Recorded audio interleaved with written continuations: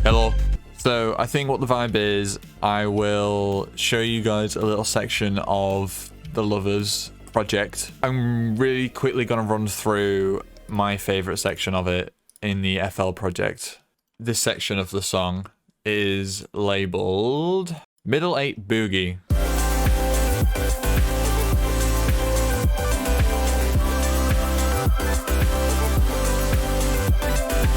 That transition snare scares the shit out of me every time. This one.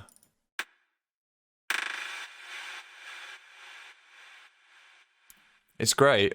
All that is, oh yeah, it's just a really, really fast delay. You see, it's the dry wet here that gets turned on. It's a really fast delay. And then it also gets sent to this pump verb, which is just shimmer, which you see all over all my music. And one knob pumper, which is like side chain on a knob. Okay, where to begin? I mean, I kind of have to begin with the chords at the start. I had these chords sing in my brain for a very long time. The very first thing I did in this project was get these chords on like this E piano and organ. There's these two things together.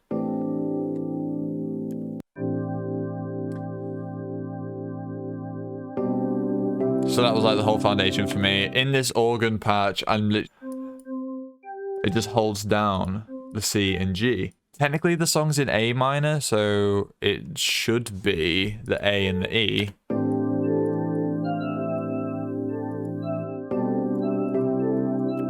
So the song's technically in A minor, but I wanted everything to feel much happier than it is. So instead, I'm holding the root and the fifth of the relative major key. I actually sound like I know music now. So, C and G makes everything real happy on top. The 1975 do it a lot. I do it a lot in all my music. Just having a fifth going over everything just makes everything feel super grounded, which is why throughout the whole song you just hear these strings going at it all the time. Doing C and G.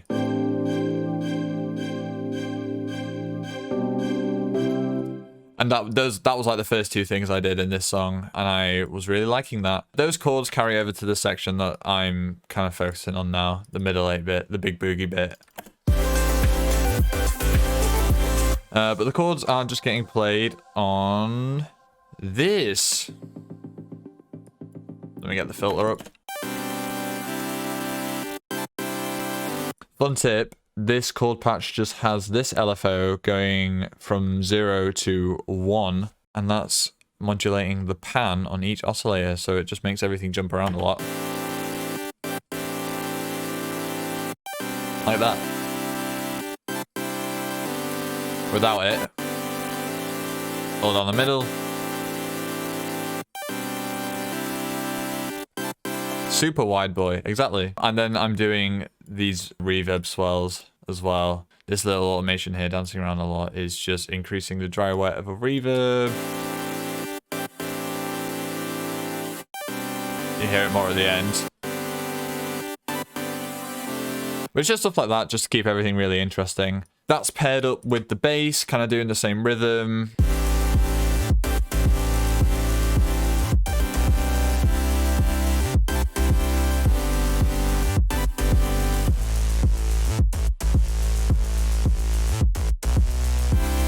And then with the strings on top, that's kind of like the whole foundation. And I was so happy with that. I was like, those elements all on themselves are just really nice. All gel together really nicely and set a really good vibe. So from then on, it was just kind of filling in counter melodies and response melodies and just anything that itched my musical brain. So I think the next things I added were this counter melody on the piano, and then I doubled it up with a marimba. Those ones there.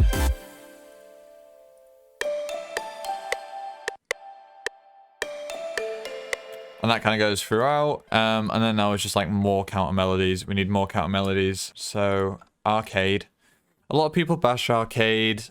A lot of people think it's kind of cheating. I really like it. I use the Distant Voices library in so many things because I just love like ethereal sounding vocal loop thingies. There we go.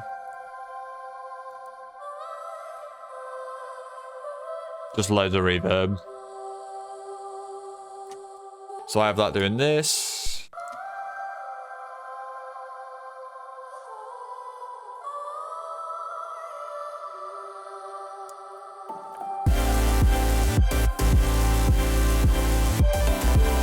So there's just all these counter melodies and stuff going on, and it just sounds really lush and big.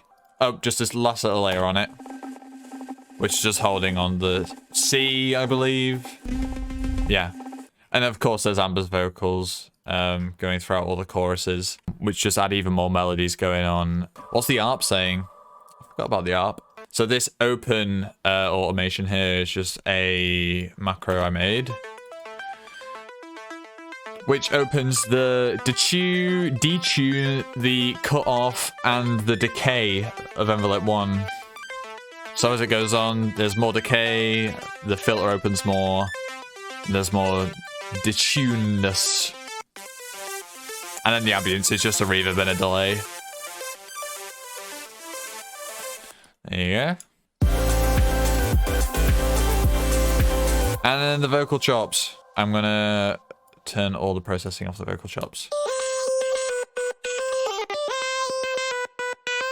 If I reset all the pitch and everything, this started as a harmony that I programmed from Amber's vocals. Learning to let go, I let you take me down all the wrong roads. So I programmed that in like FL's version of Melodyne, pitched it up.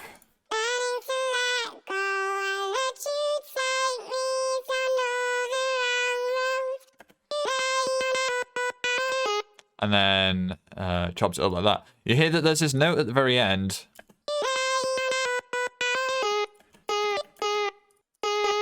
It does sound like KK Slider, you're right.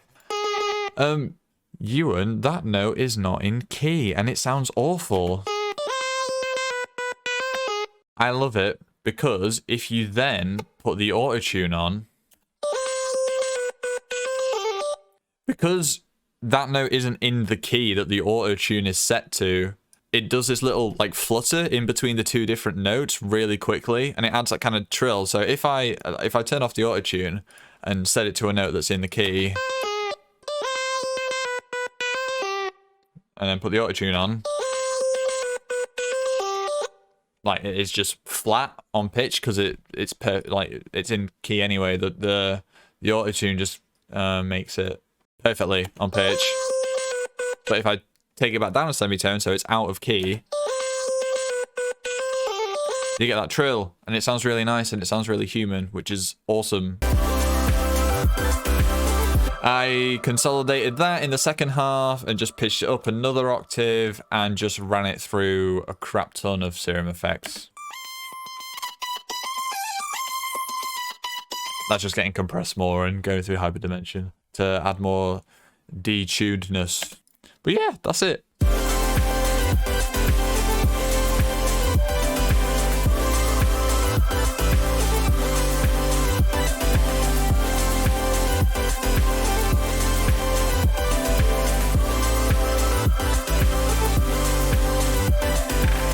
That is it, really.